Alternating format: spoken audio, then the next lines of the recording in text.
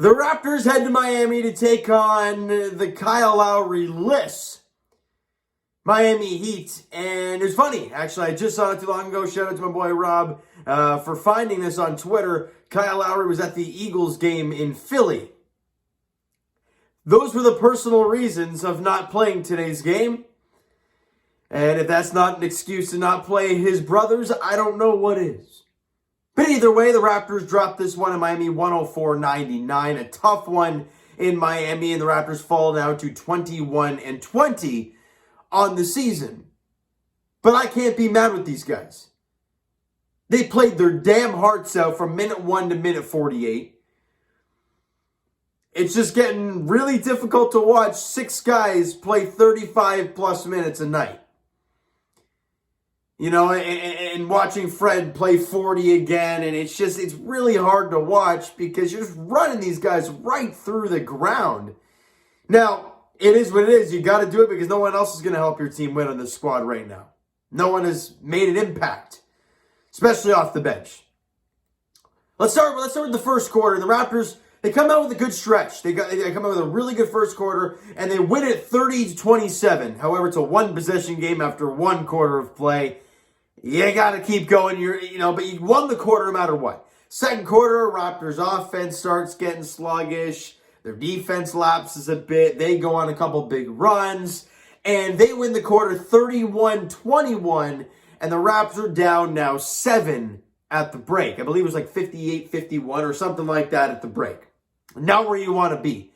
In the third quarter, the Raptors, they battle back again, but a late flurry by the Miami Heat to end the third quarter brings it back up, and now the Raptors do win the quarter 24-22, but the way that quarter ended, momentum was not in the Raptors' favor. And in the fourth quarter, same kind of thing happens. They pick up a decent lead at one point late in the game. It was a 9-point advantage for the Miami Heat, and the Raptors needed some miraculous comeback to try and get into this one, and they did. They had a pretty good comeback, got it down to 3, but that's all they could do as they drop it, like I said, 104-99, 24-24 there in the fourth quarter.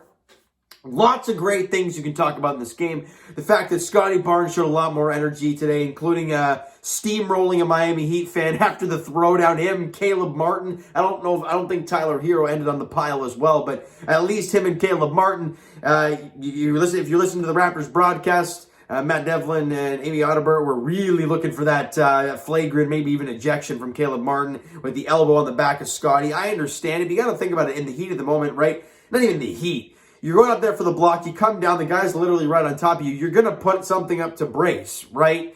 And I get it. Elbow goes up. It looks like he pushed him. He might have nudged him a bit. And they clearly reviewed it and called it a common foul. I can see from both sides, so that's why I'm not going to lose my mind over it. But Scottie Barnes had a really good game today. He was energetic. He was all over the place. And after the throwdown, he just looked better. His energy was there. He made a huge impact on this game. It's the first time we've seen that from Scottie in quite a while. That's just really, really nice to see. Now, let's get to the players, though. And Precious Achiuwa got to see play his former team for the first time. And he only had the 6 points, but he had 15 rebounds and an assist, 3 of 8 shooting, had a steal and a block in the game. And 6 of his 15 rebounds were offensive boards. So a great game for Precious. You're not asking him to be your number one option, right? So only having the 6 points doesn't really matter to me because you have basically all the other guys on the floor are your better options than Precious Achiuwa. But he still had 6. Shot 3 of 8, had 15 boards and 6 offensive rebounds, and quite a few of those leading to points. So a great game overall for Precious. Fred VanVleet, 22 points, 4 boards, 4 assists, 7 of 17 shooting, 2 of 2 from the line, 6 of 16 from three-point range. I believe 3 of those were made in the first quarter alone. So kind of tells you the rest of the game for Fred. He did kind of struggle shooting the ball, excuse me, the rest of the way. Scottie Barnes, as I mentioned, great game. The first time in a while we've seen that from Scottie. 16 points. I mean, you gotta remember, this guy's not healthy. Like, he's had this thumb thing he's been dealing with all year long. I can't remember why he was out recently. I can't remember why that was exactly. So he's been banged up all year. And plus, throughout his college career, he hasn't played this many games. And yeah, I know, we're halfway through the year, basically. So that's how wild this is for these young players, these young college players coming into the NBA. Like, they have these great starts. They look great. And everyone's like, wow, these guys are going to be fantastic. And they kind of hit that wall midseason because that would really be their end of the year at college basketball. And that's kind of what we've seen from Scottie. Also, his health hasn't been very good either. But 16 points, 8 rebounds, 6 assists. Did shoot 6 of 18 from the field, 2 of 3 from the line, 2 of 5 from distance, but he made an impact in so many different ways. So a great job from Scottie Barnes in this one. By the way, I'm going to stop right there for a second. I hope everybody's okay. I hope everybody's safe and at home, because I actually attempted to go to work today, and if you're in Ontario or in the surrounding area and you know the damn nonsense that was dealt with today, I hope everybody's okay. I hope everyone's safe. And yeah.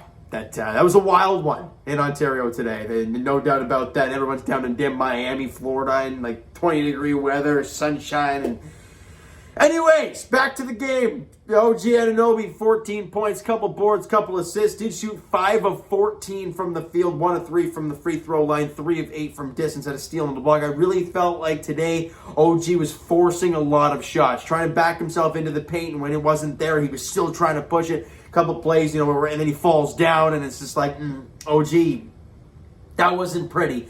And you know what? Again, that's a guy that's maybe putting a little too much onus on himself there. Maybe dish the ball out a little bit more when that starts happening. Pascal Siakam, what else is there to say? We've witnessed this guy now put up a triple-double there against Milwaukee in Milwaukee. And today, now, they said in the broadcast he had 20 and 10, but I look at the stat sheet, it says 18 and 10, so I'm going to go with that. 18 points, 6 rebounds, 10 assists on 9 of 20 from the field, 0 of 2 from 3. He had 5 steals and a block, did Pascal today. He was great. He was absolutely outstanding yet again.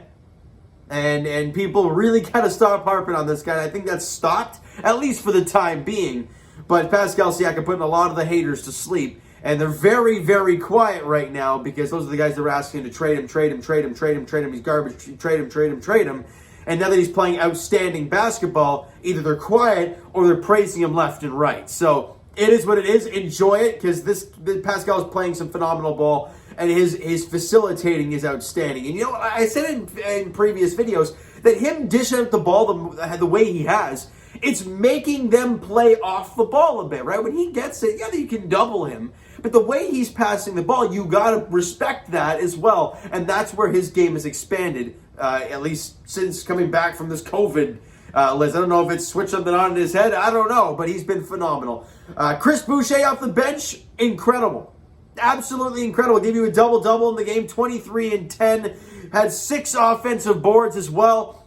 Outstanding game for Chris Boucher. He's been electric as of late. And it's really fun to watch because he's coming into his role. He's not forcing shots. There was another play today where he had a corner 3. Look, he fakes the shot. Guy goes flying by him, steps in for the 2, knocks down the jimmy. And I'm like, oh, that's real, real nice. Then another play, he takes that shot and he makes it. Boucher, he's been phenomenal lately. He has not fallen in love with the 3 ball. He's just getting to the rim, playing hard, and getting the offensive boards and the putback. 6 offensive boards for Chris. So he was outstanding. The team overall, though, 41% from the field, 36% from 3 ain't terrible, but 41% from the field is not good enough. 71% from the free throw line, whereas Miami shot 46% from the field, 38% from three-point range, one of the best teams in the league in three-point shooting, and also 86% from the line. So they shot very, very well in this game today. But the Raptors, if you look at the team stats, very even game all around. Nothing was like above 10 in differential, except for the fast break where the Raptors were plus 16. But other than that, it was very even, a very good basketball game on both sides. If you're a Heat fan, you got to love what your team's doing, especially having Bam Adebayo back, who was very electric in his first game back. And for the Raptors, you just gotta credit these guys for the effort. They did a heck of a job in this game, and this team needs some bench help because you cannot be playing these guys 35, 40, 42 minutes, whatever it would be, every single night, because down to the dying minutes, they're going to be exhausted. They're going to be dead. And that's what I wouldn't say they were in this game because they didn't show it, but it's just, you can't be doing that. Now, this is nothing against Nick Nurse because he's really got nothing else to play with.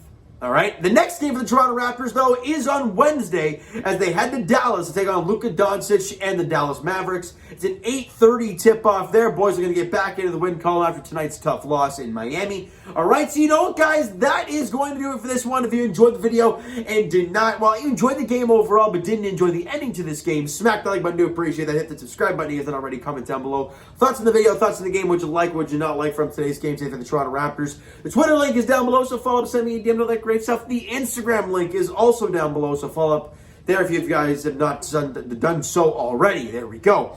And I will talk to you guys Leafs edition on Wednesday night as they're in New York taking on the Rangers at Madison Square Garden. It's going to be a heck of a game against two really good teams in the Eastern Conference. And as for the Toronto Raptors, they take on the Dallas Mavericks in Dallas on Wednesday night, 8:30 tip-off there. The boys are going to get back in the win column against the Mavs, all right? So thank you guys so much for listening and watching. I hope you enjoyed the video. We'll talk to you guys then.